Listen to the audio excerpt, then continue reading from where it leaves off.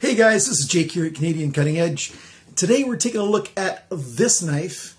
It's one of those knockoff brand names that I'd never heard of until I saw it on GearBest a couple months ago. Maybe in June, maybe it was in July, I think it was in June 2018. RECHARLANCE. You'll see it on the screen. This is the HS-M005. G10 frame lock, so steel frame lock on one side, G10 on the other side. You can get it in black or in an orange. And I call it sort of like a candy bar shape. It's like one strip of a Kit Kat, basically, kind of the style that it is. So it's a narrow, flat on both sides kind of knife, and basically nondescript on both ends as well. It's a slight radius.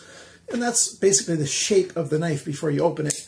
And then you get a blade, and this time we've got a Harpoon style blade right there that you can use. 9CR 18 MOV, and I am so surprised how many guys that do knife reviews had never heard of 9CR 18 before Civivi came out, and they're going, what is this steel? And they keep looking on the internet and they keep saying it's like 440C. That's 99CR 18 MOV, my friends. 9CR 18 MOV isn't quite the same as 99CR 18 MOV. You got to look at the details. But it's a reasonably good steel that I've been looking at for over 2 years. One of the first knives that introduced me to 9CR 18 was the Harns Blazer. If you remember that knife. I've already sold it, so I'll show you a picture of it.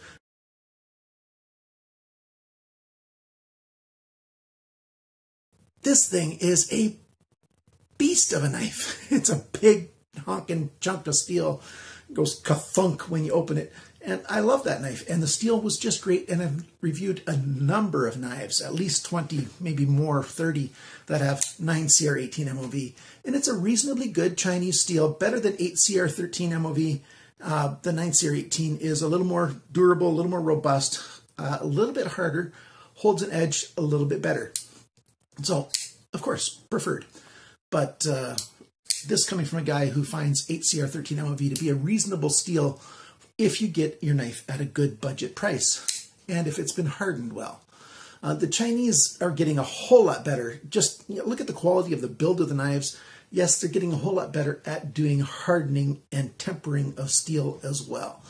So let's take this thing to the tabletop and we'll take a good close look at this knife today. Stick around.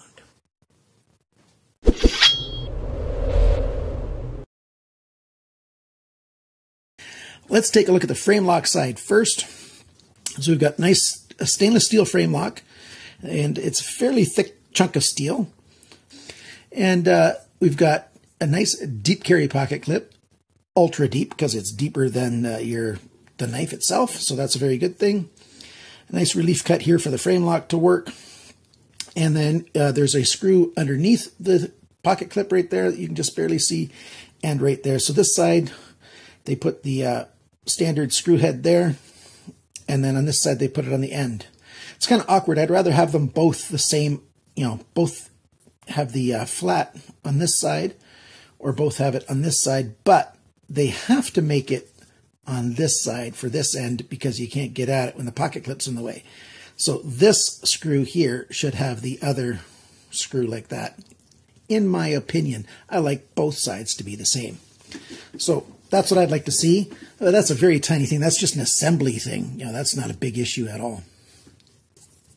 We've got, a flipper tab here. It flips open. And you can see lockup right there. Lockup is very good. There's lots of room for over time for it to grow over and lock up for, a long time of wear and tear, that's for sure. Solid lockup, no blade play, side to side, up and down, totally solid, no problems there at all. They've got a hidden stop pin, so the stop pin's inside, so that means there's a channel routed out of the steel, or milled out, not routed. Routed is a term you use for woodworking, which is my background. So milled out, so it slides in and it stops on that stop pin. So it gives it a nice clean look with that hidden stop pin. We'll take this knife apart and we'll show you the insides of it right now.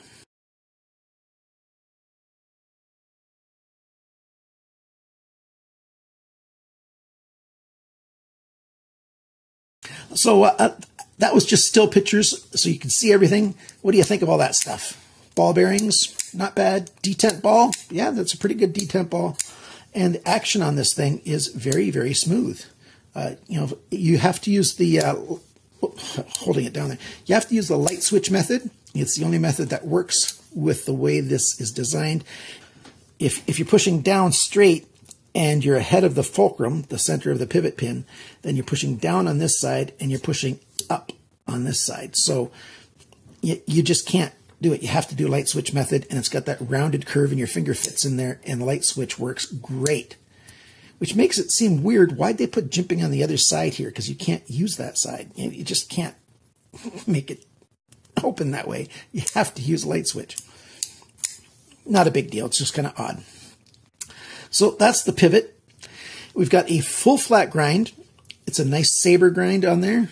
Looks really, really nice in person. You got your nice grind lines. A nice high swedge up here on that harpoon point. That's a great thing. So if they just milled that right off, took all that steel off, we'd have quite the clip point there. But this is technically, you know, a clip point, but it's a harpoon, a clipped harpoon. Nice long flat area here, and then you've got a nice belly, a nice strong tip here. So that's a good thing. And the G10 here, it's got just a gentle radius milled into it, and the edges are all nicely rounded. And then we've got that radius on the ends here. But basically, it's mostly flat, very comfortable in the hand. And it's got an inset liner, so you can't see it unless you've got the light just right to see inside there. But there is a liner behind this G10. I think G10's strong enough that you don't need a liner, but it's definitely strong enough when you've got the liner. So just one pillar back here. It's got a nice little hourglass shape to it right there. It's more than just functional, it's also a little bit decorative, so that's a good thing. And that pin, the pillar that holds the construction together, is what holds the pocket clip in place as well.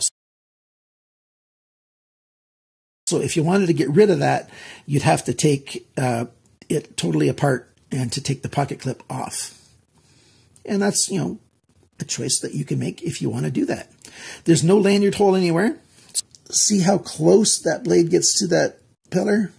So if you try to tie it to there, yeah, it's going to get nipped off every single time.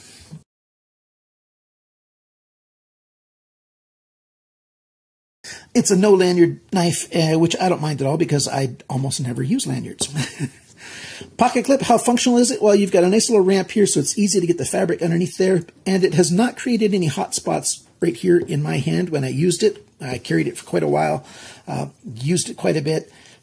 It is a little thin, in case I forget to mention it later on in my hand. In the review, being this long, skinny thing and narrow this way, it feels a bit small in my hand for long-term use. My hands are large, bordering on extra large, so maybe that's part of it, and maybe it's just that this knife, one of its pros is, for just general EDC type of carry where it's just occasional light use, anybody can carry this knife. Anybody hand size, you know, a small woman would still find this comfortable enough to use, to hold on to. And somebody with extra large hands can still hold on to this and use it for, you know, some light duty EDC use. So that's a good thing. It's perfectly centered when you close the blade. I forgot to mention that earlier. And it's just a good functioning knife. Let's go over all of the dimensions now. Cutting edge, 8.1 centimeters, 3.2 inches. Blade length, so up to the G10, 8.4 centimeters, 3.3 inches. The blade thickness, 3.12 millimeters, that's 0.123 inches. The blade depth, and I'm measuring it here instead of up here, 1.8 centimeters, that's 0.7 of an inch. The thickness of the edge behind the grind, almost exactly half a millimeter, just under. That's 0.0195 inches. So perfect thickness behind the grind. For this steel, half a millimeter is exactly what I'd like to see. 9CR18 can handle such a thin edge without becoming chippy and the edge rolling. Of course, the final angle of the grind makes a difference as well. So let's talk about that. This edge here is 19.4 degrees, the angle of the grind. And the angle of grind on this edge is 23.5 degrees. So that's over 4 degrees difference from one side to the other. And you see that all the time on budget knives because they're sharpened by hand. When I go to sharpen this afterwards, and I will sharpen it on my system so I can get a good feel for the Rockwell hardness of this, if it's actually, around 59, 58 like it should be, or if it feels soft. It's just a subjective thing, but I can sort of tell. So on the screen right here, you will see some text talking about what I think of the heat treatment on this steel. All right. We've got to keep on going. I forgot to. We're going through the measurements, right? Handle. Handle length, 11.4 centimeters, 4.5 inches. And then the grip area, so it's behind this flipper tab. So between my two thumbnails, 9.5 centimeters, 3.75 inches. The handle thickness, not counting the pocket clip, is 1 centimeter. That's 0.395 inches. So that's where I get that feeling that's so thin because it's only 0.4 of an inch. The handle depth, that's this dimension. It's biggest right at the end of the handle. 2.17 centimeters, 0.855 of an inch. And I forgot to convert it to inches, but the total length of this knife is 19.7 centimeters, and the inches will be on the screen right here. It's right around 8 inches, just under, I think. It weighs 101 grams, 3.55 ounces. So we've got right around 3.5 ounce knife, close to 8-inch knife.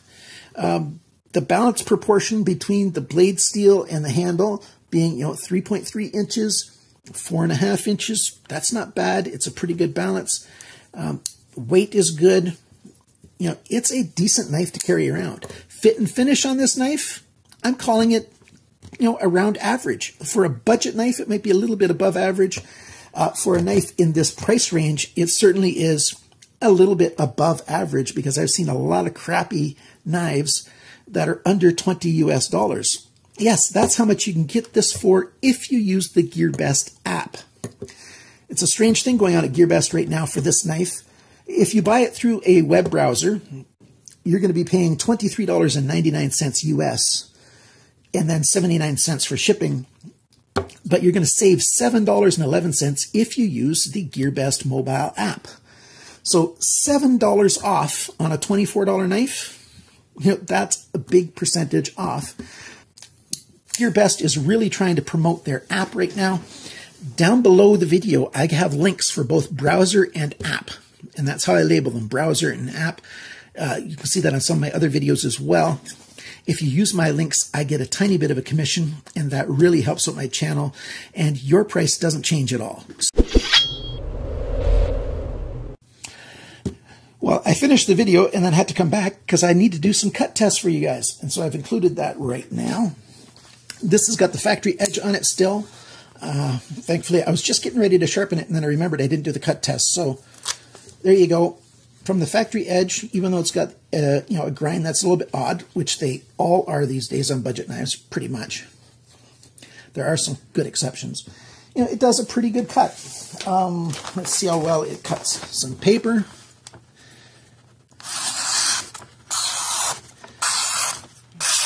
That's after doing all of my testing. Yes, I did do a little bit of stropping, about 5 times on each side. That's all the stropping that it's had done. And, it cuts quite well indeed. And that's a push cut, trying to stay on one spot the whole time. So, pros and cons of this thing. I think anybody has the right hand size for this knife. That's a good thing, just the way it's designed.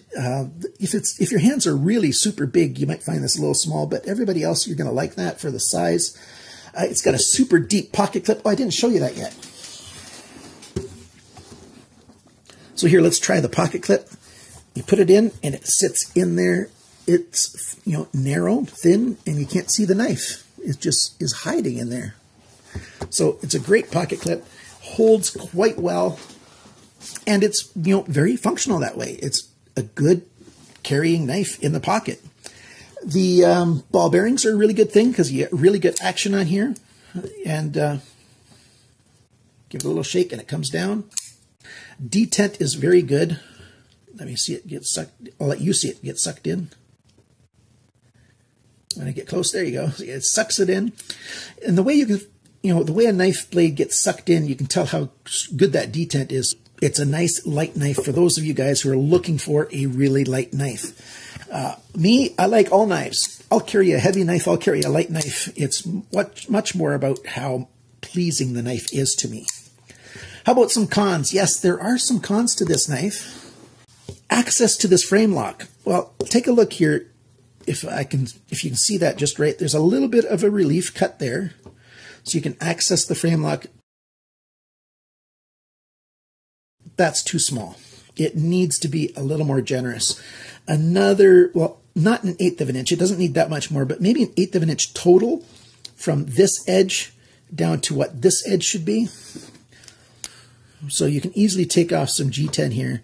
Just use a fine file. Take the knife apart, use a fine file, take that down just a tiny bit, and you're going to have much better access to that frame lock to unlock the knife. Another con, well, they put in a Spanish notch or a sharpener's choil right here, and that is to keep you from scraping your file or your stone on the ricasso. The ricasso is this flat surface here. And this is the plunge, this transition spot that I'm just putting a black line on with the marker. That's the plunge right there. And you can see that black line better right now. So that plunge, you don't want your stone to be rubbing on there because it's going to make that ugly. So you want a nice Spanish notch that comes out and around, and you want it to come back, a little bit further.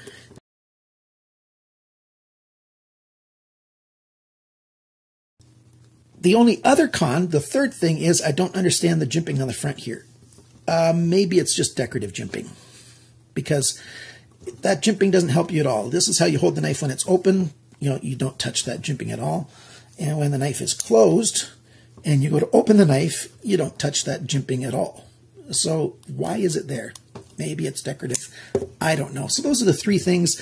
The last one is very nitpicky, very aesthetic. The one I really will do a change on is, changing this, make this a little bit more open to unlock the knife a little more easily. So there's this knife, the HS-M005 at GearBest. I don't know what knife they copied. If you know what knife they copied to make this knife, let me know and I can put that into the description as well. I don't mind copied knives when they don't use any branding on the knives or their own branding maybe, because the thing I really hate is if they put on somebody else's brand name. That would be a no-go for this knife. But there's no branding anywhere on here. There's just this 9CR18 MOV on the steel blade right there. So what do you think of this knife? I read all the comments. I don't have time to reply to all the comments. I'm sorry about that. But I read them all, and I reply to the ones that I have time for. If you really must get in contact with me, email me at CanadianCuttingEdge@gmail.com, and I will get in contact with you. So I've got some other videos coming up soon, a news video, and there's all kinds of news that I want to share with you, so I won't do it here and now. I'll do it in that separate video. Watch for that coming up in the next couple of days. So thanks for watching this video. Thanks for liking, sharing, commenting, and subscribing. Thank you to my Patreon supporters. You guys are the best. Remember, always cut towards your chum and not your thumb.